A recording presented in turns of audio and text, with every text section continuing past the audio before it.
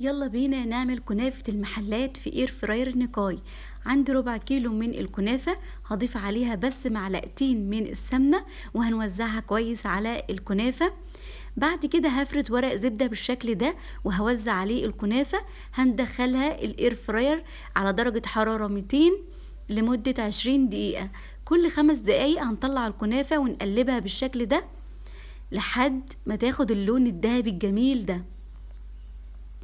بعد كده هسقي الكنافة بشربات تقيل بارد وهنقلبها كويس. وبعد كده هجهز الكريمة، كوبايتين من كريمة الخفق، عليها نص كوباية من السكر البودر. وبعد كده هقدم الكنافة في قوالب بالشكل ده، ممكن في كاسات او بولات حسب ما انت عايزة. هنعمل طبقة من الكنافة وطبقة من الكريمة، وبعد كده هنزينها بالصوصات المتوفرة عندنا ونزينها بالشكل اللي احنا عايزينه. اسهل واسرع واحلى من الجاهزة بكتير.